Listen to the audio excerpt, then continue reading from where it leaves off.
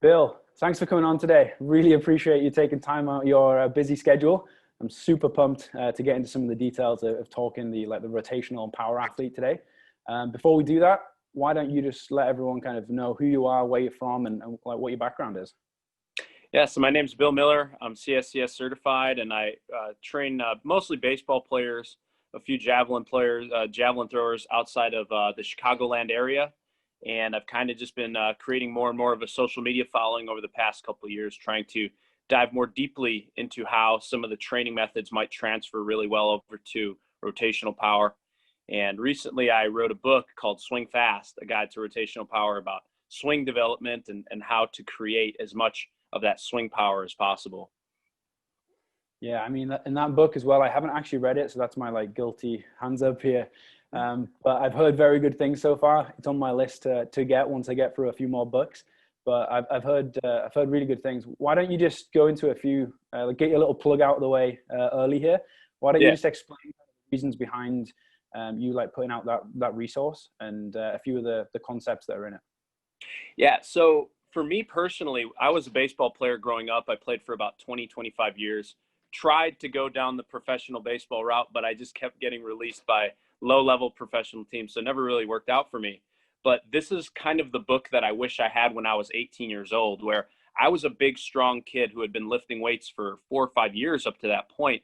And I never really made a lot of progress in terms of baseball specific power past past college, really. I wasn't a very powerful hitter. I couldn't throw very fast. And I'm looking at some of these other athletes who are smaller than me, not as strong as me in the weight room, but they were hitting balls 20, 30, 40 feet farther than me, hitting a lot more home runs and stuff like that. So I really wanted to create a book that talked about the different styles of training, the different ways to assess certain athletes, and how to make sure that whatever training you're doing, whatever hard work you're doing in the weight room or wherever is going to transfer to swing speed and how those adaptations occur. That's really the overall premise of the book. And I think it could be helpful for a lot of kids who might be stuck with certain training methods. Yeah, well, absolutely. Couldn't agree more. So why you mentioned transfer there? Why don't we kind of get into that a little bit to start with? So obviously, rotational power, everyone knows it's important. So why don't we get into kind of why it's important to start with, and then how we actually get that to potentially transfer like to the sport? Right. Yeah. So, I mean, if you look at, MLB baseball players right now, they're hitting more home runs than they ever have before.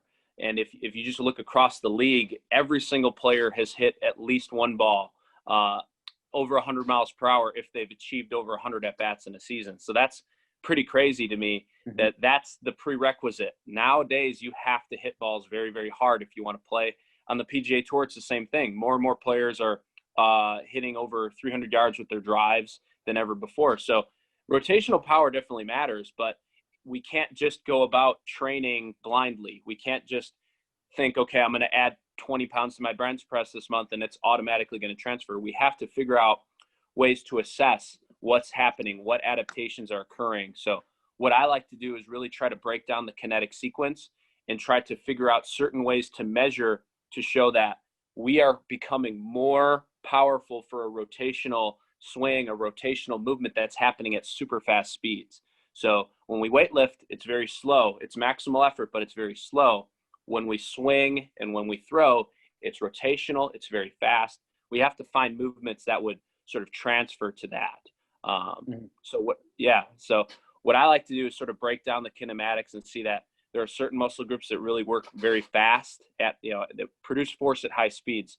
So at the end of the month, however we trained, I like to try to assess that muscle group, that movement pattern is improving.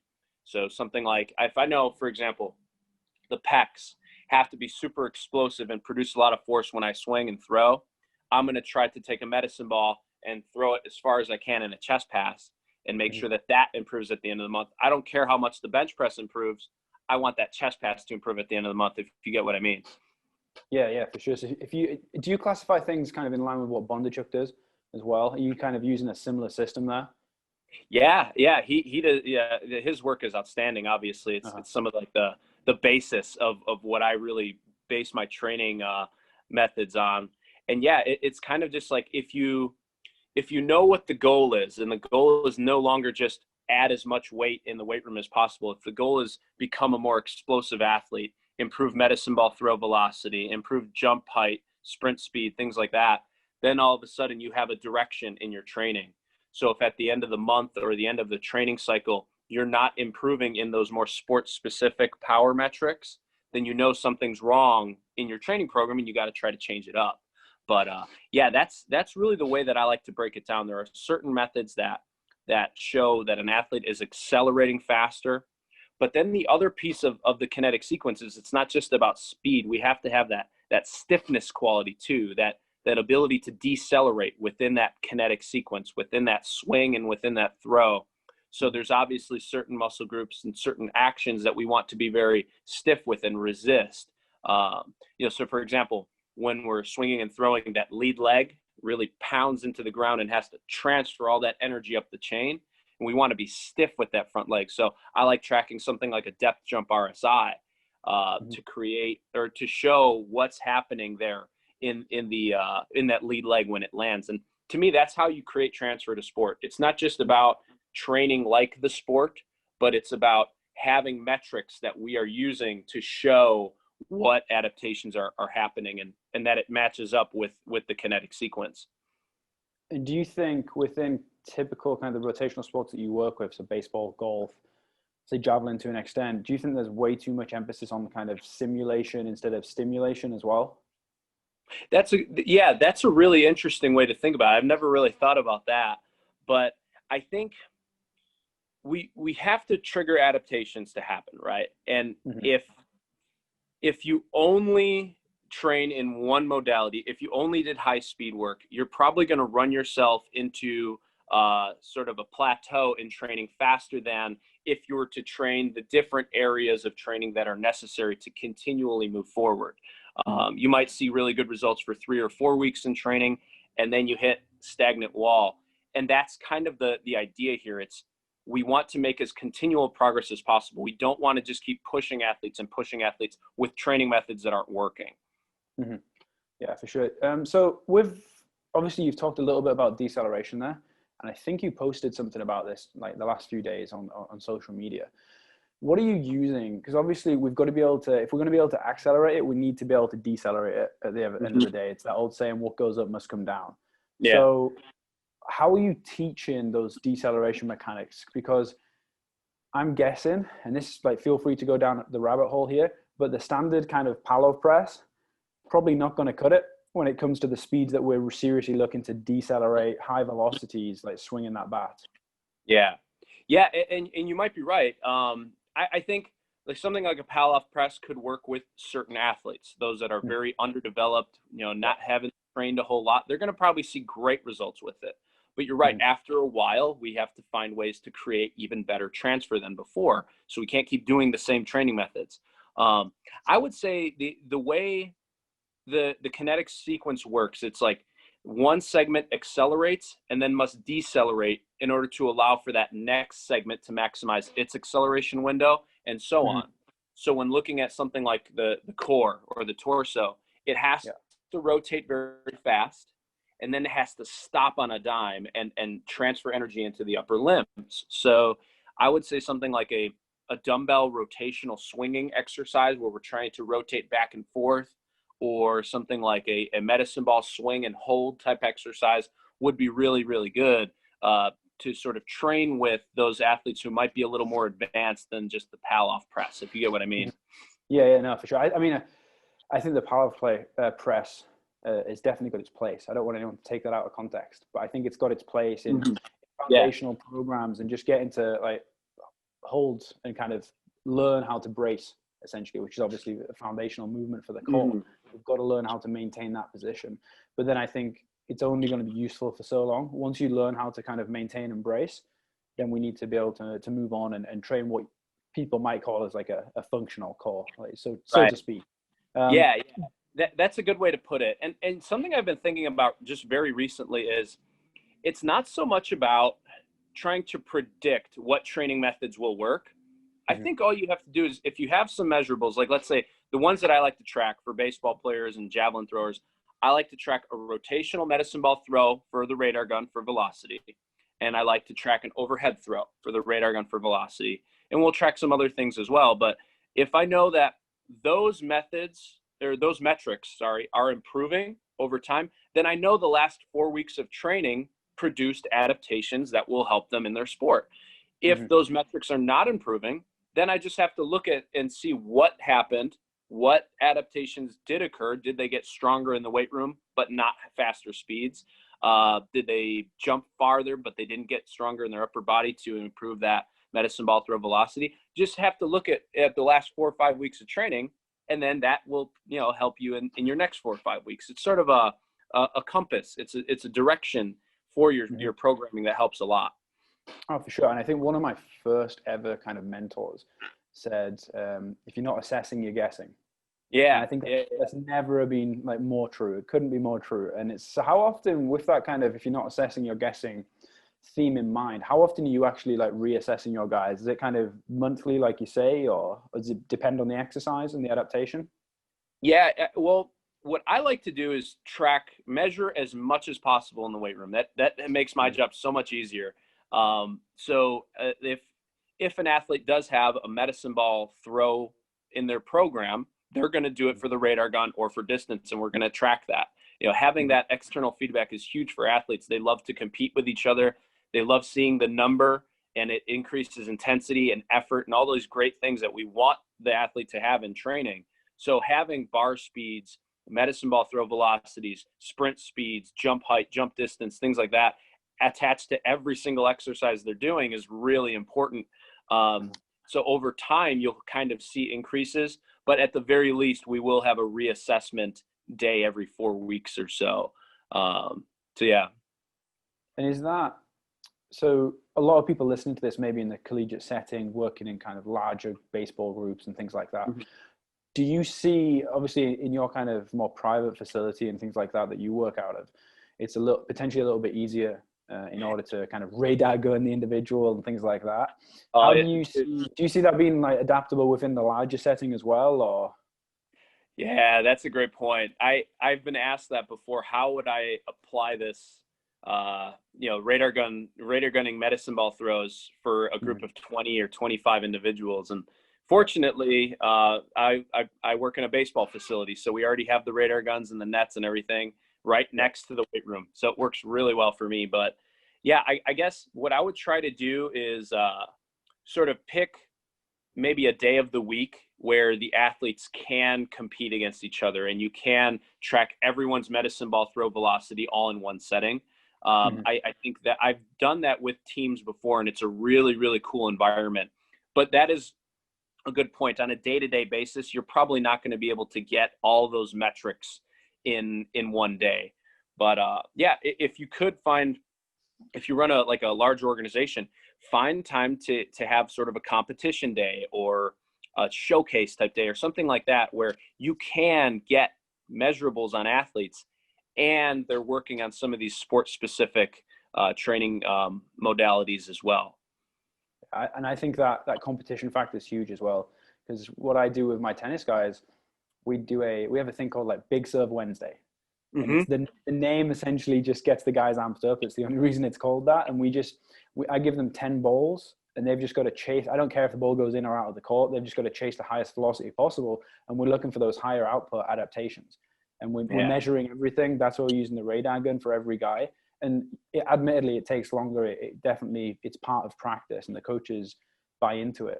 But it's one of those things that it's like, are we better off doing this or are we better off doing something else? And luckily, I think it's a very important part of practice, that one day a week where we can really get after it on our high output days. And then we do a similar thing. Luckily, we've got some technology with the timing gates, and we've got a turfed area in the weight room. So we can have like complexes where we might squat or jump and then go to our timing gates, and the girls will select their name on the iPad, for example, and then they just do their 10-yard sprint. And that's awesome. Come up on the screen, and then they can compete. They'll do 2 sprints after every loaded power exercise, for example. And then it's naturally kind of testings, trainings, testing. I think the more you can get that as a cycle and become one, I think the better off you're going to be. I agree 100%. And so now what you're doing is you're shifting the athlete's mindset away from, I need to bench press 300 pounds, I need to deadlift 500 pounds. No, you can do those and you should attack those in your training very, very intensely. But the goal is to become a more explosive athlete that can hit a ball harder, throw a ball faster, things like that. Mm-hmm. Yeah, 100%. And I think that's the thing that I constantly emphasize to our athletes. I don't really care what you squat, bench, deadlift, whatever. It's the stuff that happens on the court. So what, like, how not necessarily even how quickly can you serve, but because in tennis it's very much, are we trying to hit different types of serve, just like it is when you're pitching a baseball. It's not always about velocity. Sometimes it's good to go as hard as you can, but it's going to depend. And I think getting them to understand, look, how do you feel on the court? That's one of the most often asked questions I ask my athletes. How do you feel? Do you feel like you're getting better? Are you perceiving your environment better? Are you moving better? And I think that's the way to go. It's not all about obviously bench press numbers and things like that. On that, do you think that, I know we talked a little bit off camera before we started actually recording. Do you think that therefore like strength is potentially misunderstood? Do you think it's more towards heavy lifting? Yeah, like you hit the nail on the head. Like strength is often talked about only in the context of lifting a heavy weight, producing as much force as you can at a slow speed. But in reality, all strength is, it's something that we can display. It's the maximal amount of something that we can display. So if I am strong at slow speeds, that doesn't necessarily mean that I am strong at high velocities, or, throwing a 5-pound medicine ball. I have just about every athlete that I train that's over the age of 15 can throw a medicine ball much faster than me, even though I can out bench press them. So when you think of strength in context of their sport, they are more well prepared to produce power, or whatever strength that you want to call it, whatever you want to call it. They're able to produce more output in their sport because they are stronger at high velocities. They produce more force at high speeds than me, even though I'm more forceful overall. And that's kind of like a really interesting conversation, is this idea of, should we ever have high velocity athletes, tennis, baseball, javelin, should they ever train at heavy strength? Is there any transfer there? As I talked about briefly off camera, I've worked with Chris Beardsley before, and he has a book called Strength is Specific. And this really started changing my mindset on certain things.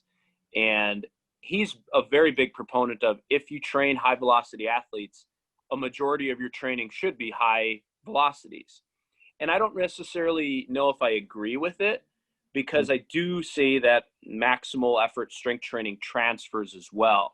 It's just, we really have to make sure we're assessing the athlete as an individual, that they need this high velocity strength more, or they need this heavy strength training more. So what I like to do is I like to use what's called a force velocity profile. Super simple method. All you do is, what I do is, I'll take a supine or sit-up style overhead throw with a 10-pound, 6-pound, and 2-pound medicine ball. So we got that heavy ball, that medium ball, and the light ball. And what you're going to do there is just track on a graph how hard they throw each ball on average. And you're going to see that some of these really smaller, skinny, weak kids have a very vertical looking profile, where they throw the 2-pound really well, but that 10-pound ball they don't throw so well. The 6-pound ball they don't throw so well. And then there's a huge spike where that 2-pound ball is. And then you'll have athletes like me who are very strong but slow. I throw the 10-pound ball harder than everybody else, but the 6-pound and the 2-pound I don't throw as hard as anyone else. So you can really see more a horizontal profile. And that's a really, really easy way to just see, okay, we can get better training methods for this specific individual because I know they need more strength, or I know they need more speed training in their program. So just for those listeners that maybe like the idea of force velocity profiling, and I'll use the example you gave there, and just correct me if I'm wrong. So you said you throw the heavy ball quite a long way, but then you're not quite as efficient or effective on the lighter ball. Correct. So just for those that maybe don't fully understand what that means, like what would training look like for you if we were trying to get you to the big leagues? Like, how do we improve your force velocity profile and to make sure you can actually hit the ball further when it comes to kind of hit on the mound, Yeah.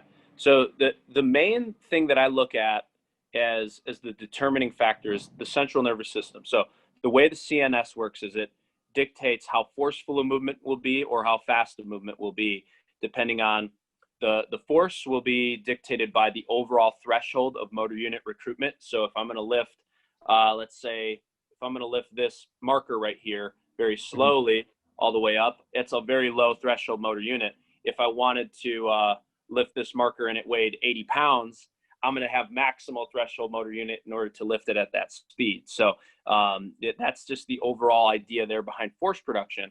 But then if I wanted to throw this marker off of the ceiling, I would have a higher level of what's called rate coding, or motor unit firing rate. And this is where I would really train myself with a lot more.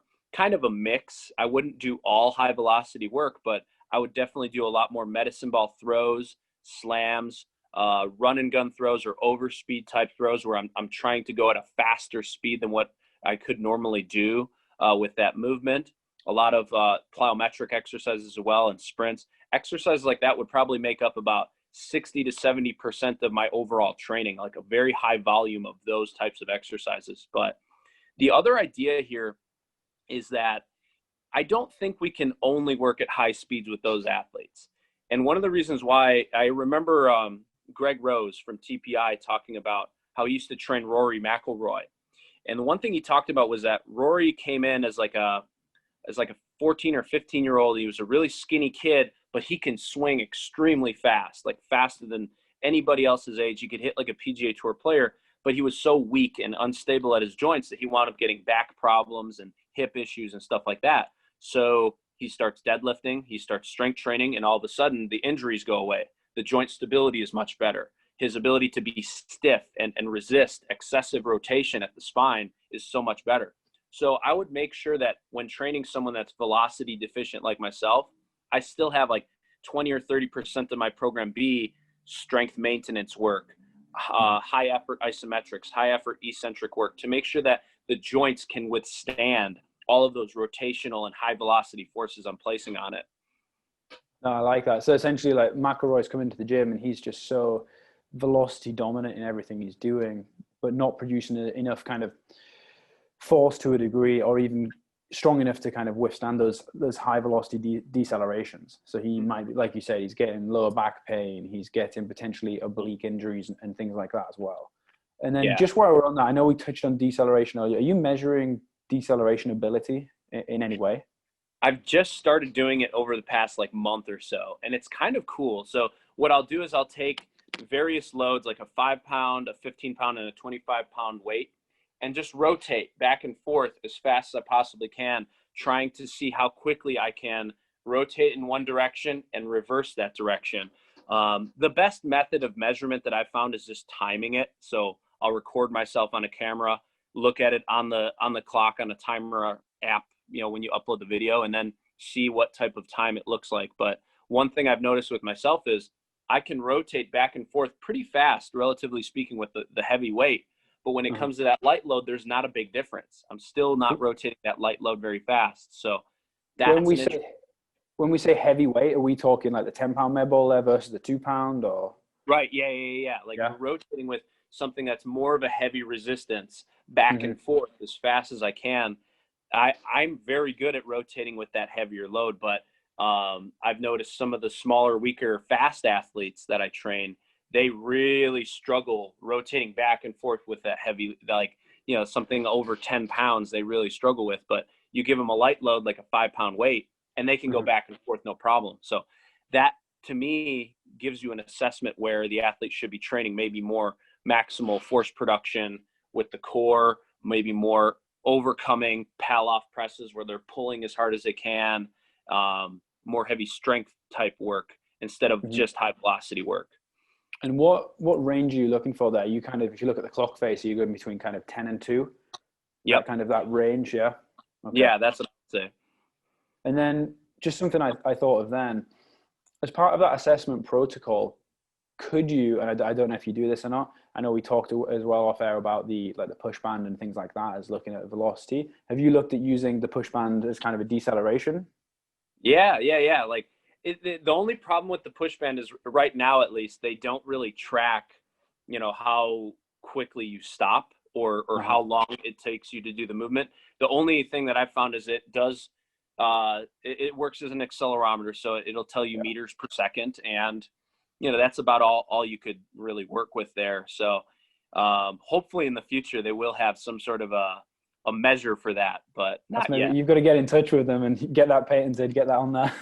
Oh man, that would be so awesome. So the other thing I actually thought of there, it's essentially just working with like biometric feedback.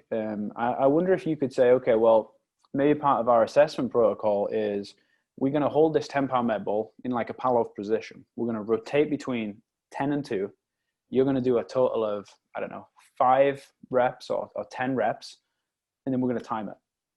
And then I wonder if you could say, okay, well, 10 reps is the test. It took you 8 seconds to do 10 reps, for example.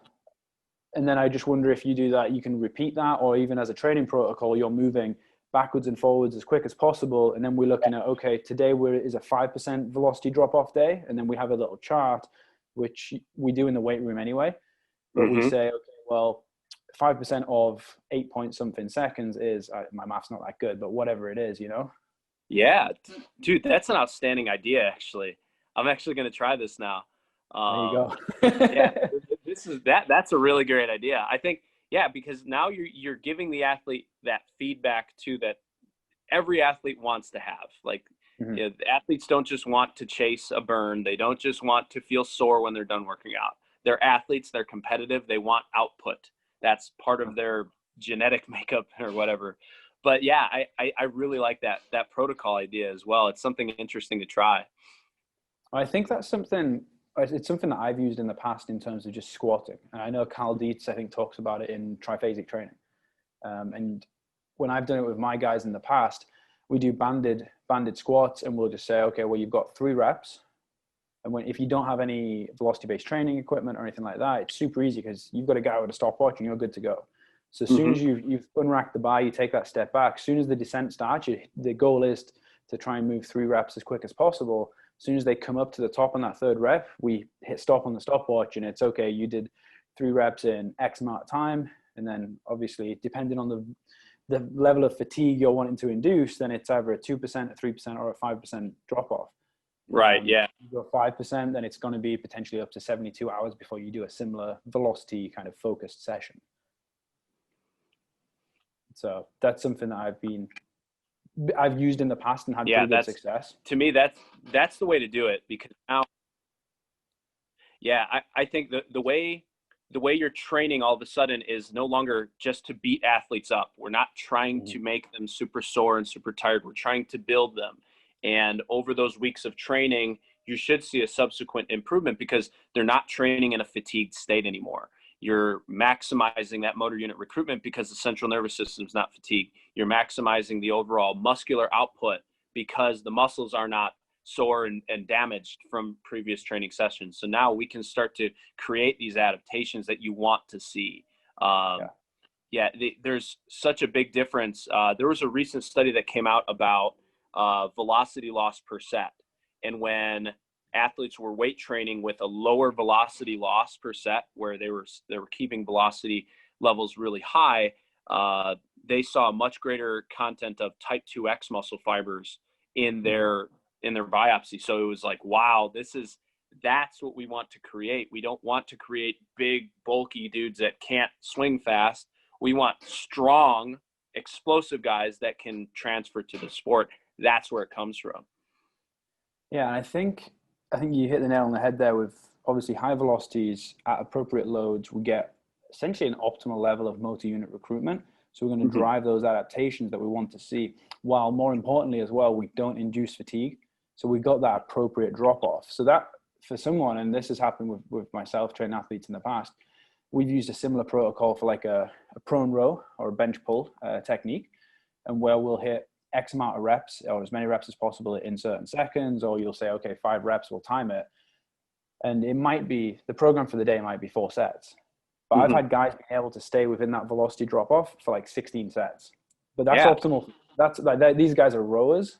So obviously like pulling's their game. They're fantastic at that. If you put that with maybe a rugby player or a lineman, that's not exactly their game. But I think that definitely becomes more specific to the sport, and that's very specific, more importantly, to the individual. 16 sets for you might be 5 sets for me. Right. And I think that's very important. Right. I agree with that 100%, man. You hit the nail on the head. And I think that actually what you talked about there with the kind of motor unit recruitment and the type 2X fiber, have you seen the videos of, is it Werner Gunther, like jumping around on YouTube like a madman? So he was I believe, like a shot put or discus athlete, yeah? Mm-hmm. Yeah, so, and he was huge. He was probably what, like 6'6", 250 pounds at least, and he's monster. jumping like, yeah, he's jumping better than any athlete I've ever seen. So yeah, ridiculous, yeah. But I think that, so for me, the interesting things behind his training, whether he was kind of on certain substances or not, I think is besides the point here. We needn't go into that. That could be another conversation. But so that guy, if I get this wrong, and no doubt someone can correct me if I do get this wrong, but I believe he only had like 37% kind of fast twitch fibers. Oh, really? I think if that's right, if my memory does me right, I haven't kind of talked about this for quite a while, which is very low. That's typically what you see in like marathon runners. Mm-hmm. But then by the time they did muscle biopsies on him, his muscle cross-sectional area was up to, I think it was 85 or 87% type 2.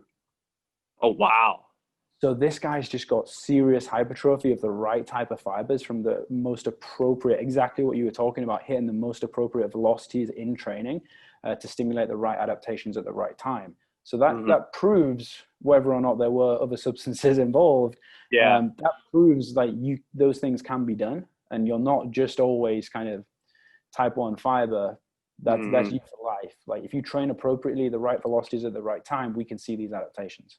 Right. You hit the nail on the head, man. And, you know, it's kind of like, it goes back to what we were talking about at the beginning, where I want my training to transfer. Okay, we are going to find things to measure to make sure that these training adaptations are happening. Adaptations don't just happen by magic. They happen for a reason. And certainly there are biological reasons that athletes throw harder and swing faster just by growing with puberty and those stages of growth and development. But from a training perspective, we can't just expect to do the same old and expect an infinite amount of growth. We have to change with the athlete. We have to see what adaptations are happening and then fix it so that they continuously make those training adaptations that will, transfer to the sport. Mm-hmm. And then, so what, I know we talked about some of the metrics you look at. So you look at like a supine kind of sit-up overhead throw. I think you said a med ball, like chest pass for distance. Do you look at distance and velocity on both of those? Really, velocity is what I've found to be more reliable. But there are some athletes who it's really what they prefer, to be honest with you. Some athletes do like throwing it for distance. Like the javelin thrower that I train here, he loves tossing it for distance. That's how he likes that. He likes that feedback of throwing it into oblivion. So that's Which kind is of sport as well. Yeah, exactly. So he likes to do it. So we'll track that more frequently than velocity. But what I'll also track with baseball players, I like to track a rotational throw, sort of like a rotational scoop toss, a rotational shot put throw.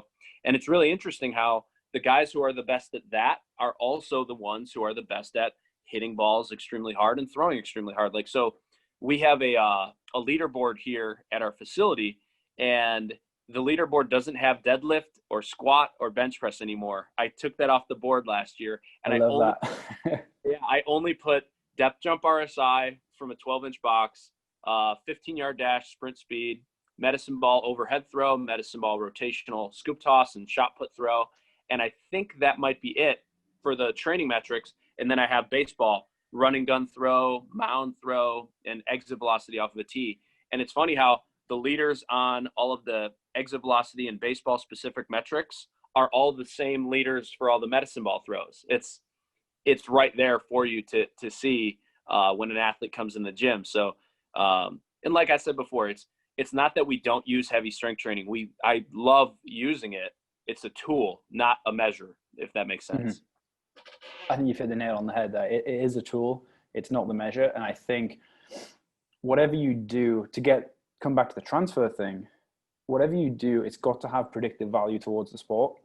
Mm-hmm. So if you look at it from kind of a stats point of view or whatever, there's got to be some sort of correlation there. So I love the fact that you said, okay, well, let's get rid of the squats, the bench, the deads, the stuff that's essentially done at very low meters per second. And then we'll see, okay, well, what are we shot put throwing? What are we scoop toss throwing?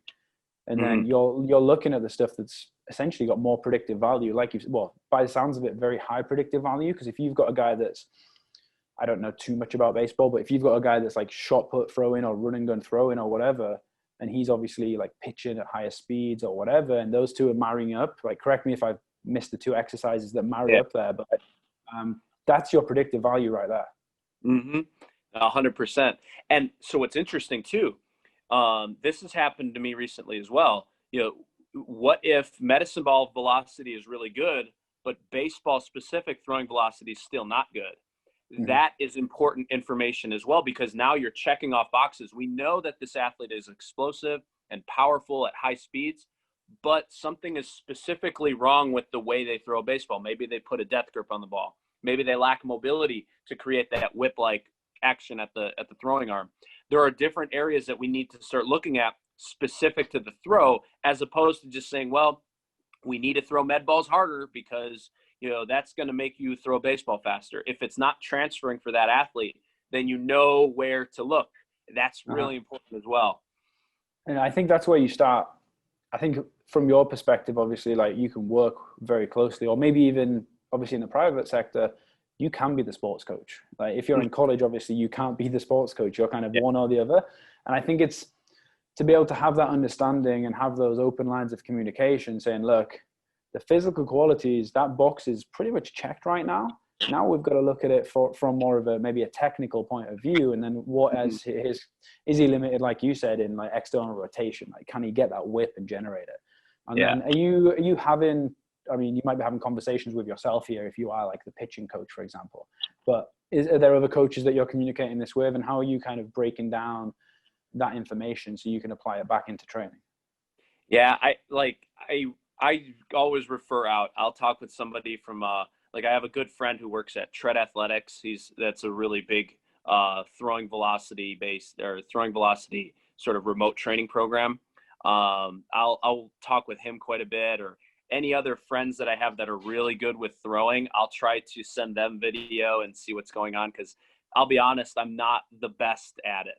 I can pick up certain things and see the really glaring mistakes with throwing mechanics. But yeah, with the few athletes where medicine ball throwing velocity is not correlating with baseball specific velocity, I try to refer out as much as I can, because I know my limitations as a coach right now. I have to get better in those baseball specific areas. I think that's us all, though, in the sports performance world. I think we all need to become kind of one almost with the sports coach. If you look at James Smith's Governing Dynamics book, he talks about, like, to an extent, strength and conditioning being dead. It's like that kind of amalgamation of the strength coach and the sports coach. And if the sports coach knows everything about S&C, then we're void. We're not needed.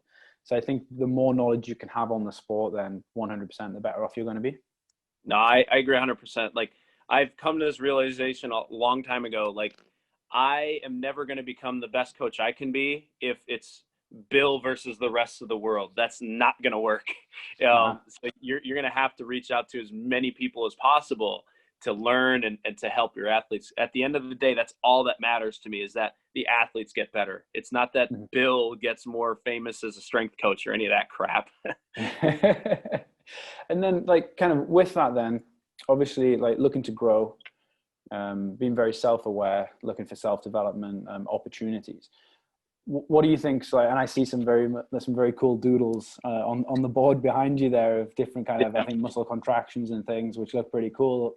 What's kind of next? What are you looking for in an area, if you maybe you're self-developing next, or another area that you're looking to assess with your athletes and ways to train them? Yeah, I would say my biggest area of growth that I really want to learn about this next year is all about throwing. Like, where can we look for specific assessments for an athlete? What certain drills are going to work best with certain throwers? So, for example, I've been thinking about this. Like, if you have a thrower who really struggles with, mobility, what training methods can we do that will specifically target his needs? I've kind of like done this already with strength training, where We know how to assess the athlete, and then we can use that as the compass to go forward. Are there certain weighted balls that we should be using more with certain guys and less with others? That's what I really want to learn about next. Like, how can we make a throwing program specific to that athlete's needs? And then how can we reassess to continually get them moving forward? And you mentioned weighted balls. I know that's something that you're obviously looking to get into, but are you involved much with that at the moment? I know that's very much a big thing from what I understand. I know my friend Stephen Jones does a lot with kind of weighted bowling and cricket and things like that. How are you how would you, if you're not doing it now, how would you potentially integrate it in the future as part of that, potentially medicine ball protocols and things like that? Where do you see it fitting? Yeah, what's weird is I started trying to do like a force velocity profile with a 7, a 6, 5, 4, and 3-ounce ball, and to see how they did along the force velocity spectrum there. But the weird thing is, I would get athletes who profile as very skinny, weak, force deficient individuals in the weight room, but they would throw the 4 and 3-ounce balls relatively slow. So they did very poorly at that high velocity end. And that really dumbfounded me. So that's something I want to start to learn more about. Like, why is it that those really weak kids struggle so much with the 4 and the 3-ounce ball? It makes no sense to me. But I think diving into it a little bit deeper, perhaps maybe they've reached that acceleration peak and they can't decelerate anymore because they're relatively weak in the rear shoulder muscles. Maybe that's it. I'm not sure, to be honest with you. But yeah, I think that would be like the big assessment that I would want to do, is not necessarily training with all the different loaded medicine, weighted balls with baseball, but perhaps testing with each one. And that would give you a glimpse of what that athlete should be working with more, perhaps. Yeah. It's interesting. I think there's so many different rabbit holes you can go down. And I mean, it sounds like, to be honest, you've gone down quite a few of them. Yeah, I mean, it's some of the stuff that you're doing at the moment. I advise people, if they haven't already kind of checked you out or anything like that, definitely give you a follow, because that's essentially where I started connecting with you. And I've been very impressed with the content you've been putting out. Just before we actually wrap it up here, I like to finish off and say, is there any, do you have any books? I typically say 3 books. Is there any books that you would like to say that have really made an impact on your own learning, that you would advise listeners to maybe go and grab hold of and read? Yeah, I would say the first one is Strength is Specific by Chris Beardsley. That one was really helpful for me a couple years ago when I first read it. And Super Training is a really good one by Verkhoshansky. It's one of the best. It's one of the hardest as well. Yeah, there's a lot of information there, but it's almost like you will find something in there that you will like and that will help you. There's just too much in there. It's like an encyclopedia. A little bit off the training specific topic, though, I really like Coach Brett Bartholomew's most recent book as well. It kind of gives an insight into like the sort of mentality behind being a great coach. And it talks a little bit about all the struggles that he had growing up with anxiety and different things, and how that really helped him grow and mature as an individual too. I really like that as well. Perfect. And then do you have any advice for kind of young coaches or interns that are currently in the field or wanting to get into the field?